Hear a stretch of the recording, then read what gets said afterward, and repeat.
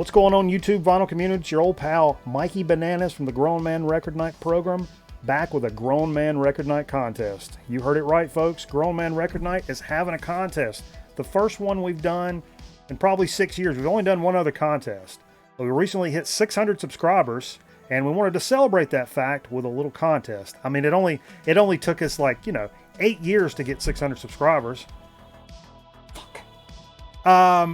Anyway, felt it was reason to celebrate, and to do so, we're going to be giving away big prize, big grand prize. And much like life, winner takes all. No second, no third place. One prize. It's going to be $100. You want a gift card? You want me to Venmo it? You want to PayPal it? Whatever. $100. Times are tough. Maybe you want to use it for groceries. You want to pay your light bill. That's fine too. All right. So what's the contest going to be? It's going to be the GMRN Under the Covers contest. What that means is I want you to show us 3 to 5 records-ish that you bought solely based on the cover, where you didn't know who the artist was, you didn't know who you weren't paying attention to the label necessarily, didn't know the players, anything. Bought it solely based on cover. Since we're kind of known as a dog and pony show of the VC, I figured that would be appropriate. All right, like I said, $100. So I'll show you a little bit of something like what I'm talking about. And this stuff can be like to varying results, because there's sometimes we've all done it, taking a chance on a cover, and it's been exactly what you thought, or it's exceeded your wildest expectations. Or there's been some times where you look at a cover and you're like, oh man, this is gonna be so killer, and you put it on and it's an absolute turd ball. Prime example with that is the Johnny Rivers album everybody sees in Goodwill. It's got the crazy psychedelic cover. Even after all these years, I find myself stopping through the stack and be like, oh, what's this? It's that Johnny Rivers album. It's fooled everybody from time to time. But anyway, that kind of thing. So show positive results and negative results, and I'm going to do mine right here, right now. And actually, we may get Steve to do a separate video like next week to show his, and maybe Jay's going to jump in and do his as well. We'll bust them up into separate videos just to remind people that the contest is going to be going on. The contest is going to run through, I think it's September 8th. It's the Wednesday after Labor Day. I'm actually off that week, so I'm going to draw the one and only prize winner that Wednesday. So get your shit done. And hey, folks, I hope everybody participates in this, and I hope people help me spread it around. Maybe there's some people in the VC that we don't routinely interact with that may be interested in doing this contest, and we'd love for them to come over and do this and make some new pals. You do got to be subscribed, so make sure you're subscribed.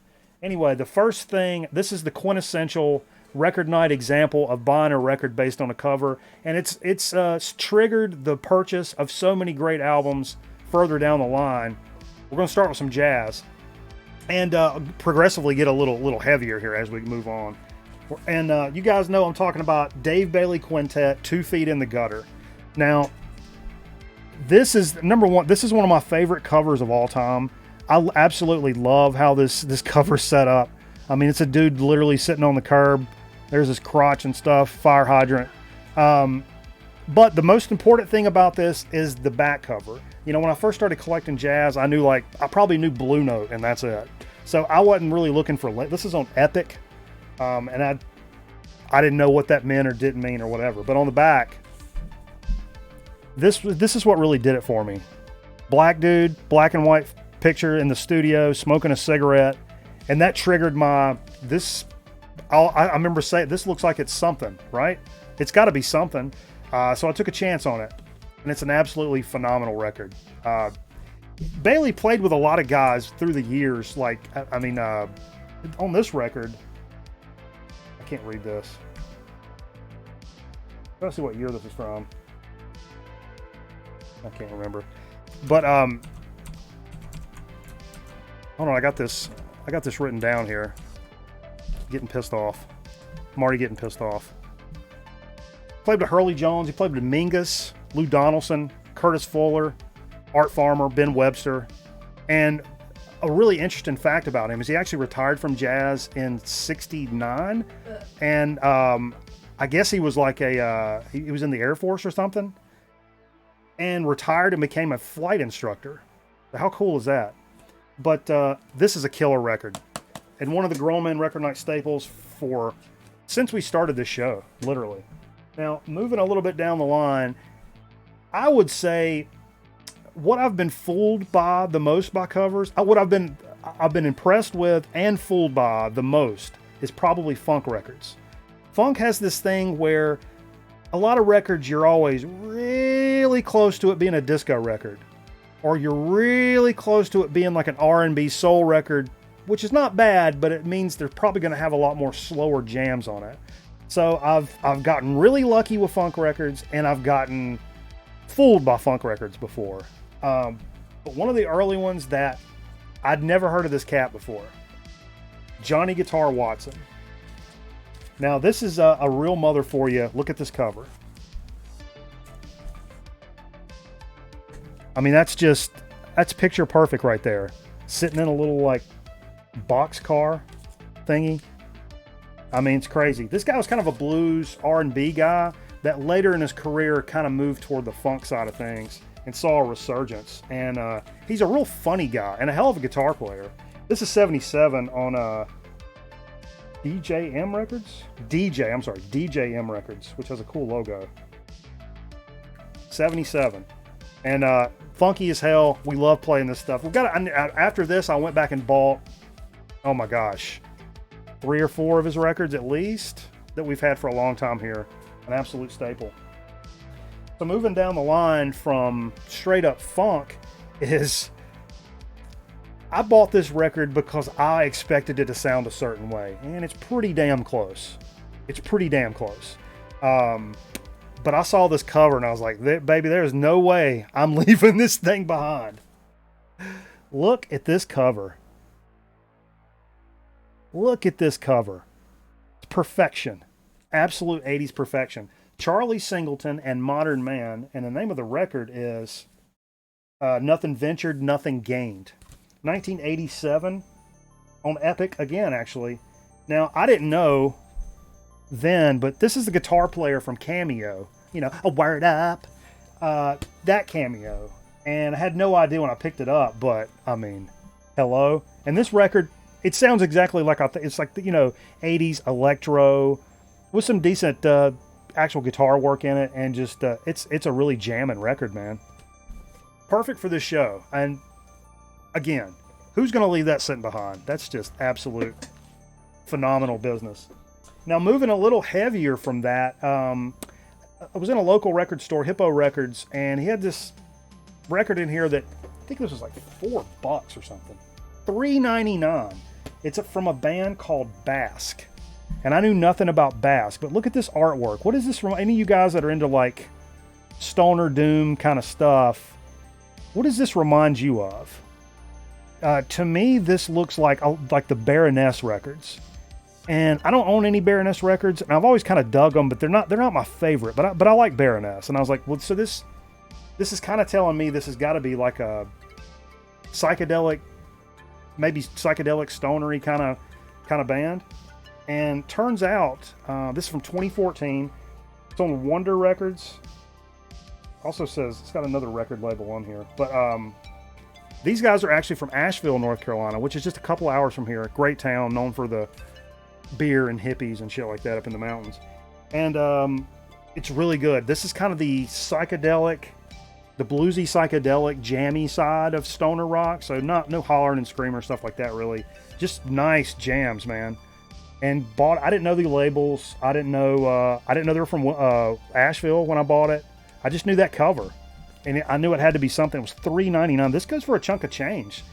I talked to the owner afterwards, and he said, whoever this label is, I think the label's also out of Western North Carolina. They actually had like a bunch of stuff left over, and they were just kind of dumping stuff off. And the owner was like, I don't care, whatever. $4. So real excited about that. And it's a great record. And a low-key sleeper, man. If you've never checked out Basque, you're into the stoner doom stuff, check them out, man. They've toured with High on Fire. They've Black Tusk and some other stuff, man. They're a good band. Here's another one getting a little heavier from there even, and the kind of the hardcore punk. And I didn't really know this was hardcore punk. I had an idea. Murder Suicide Pact. This band's out of Florida. I think it's their 5th release. And they say it's kind of like, looking back on it, it's described as like Black Flag template. And I just knew it was called Murder Suicide Pact, and it had that on the cover. And pretty crazy looking cover. And again, this was, I didn't spend a lot of money. You guys know me, I'm cheap. I'm not a guy that's going to be like, oh, it's a cool cover, let me drop $30 on it. I don't really do that much. This is $6, but still, good hardcore punk record, man. It's not anybody I see anybody else playing or talking about. They're pretty good. I mean, for my limited punk vocabulary, it's a good record. I enjoy playing it, and that's all that matters. And finally, this is one. This is one I also got pretty cheap, and had an idea what it was, and I was right to an extent. This is a band, a pretty interesting band. Let me go back to the camera here. A pretty interesting band called Perverted Ceremony. And that it's got some, I don't know if it's Latin. Can't read it. Let me go back here. Sabat off Benzel. I'm butchering that, I'm sure. It's a band from Belgium. And there's the cover. Look at that. Pretty nutty cover. And not only that, if I'm not mistaken. Oh, never mind. Here's the inner. Or the center label, upside down. But also, when I got into this thing, I think it's in here. This kind of added to it. Here's the back cover. Let me show the back cover first. I mean, this looks evil as hell. Upside down crosses. You know, I love shit like this. And it's new. It's like from 2017.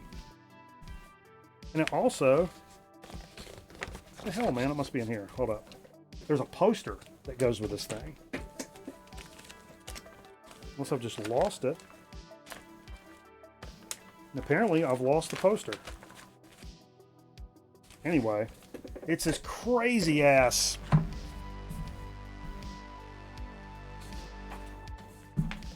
Oh no, there it is. Damn it, man. Look at this poster. So everything's crispy and evil and just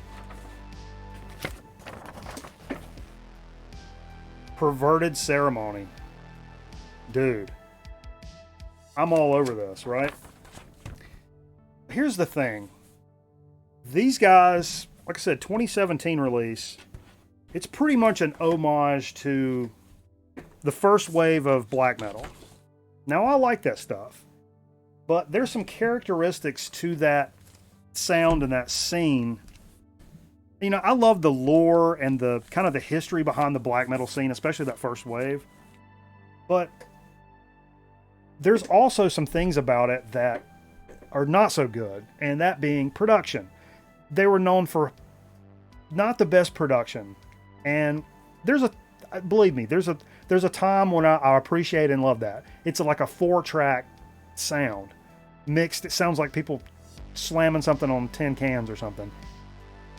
And that's kind of that's one of the elements of that first wave that's interesting and unique about it, you know? However, these guys from 2017 kind of harken back to that and maybe took it a little too far, because the production on this is atrocious. And I think it is a 4-track, and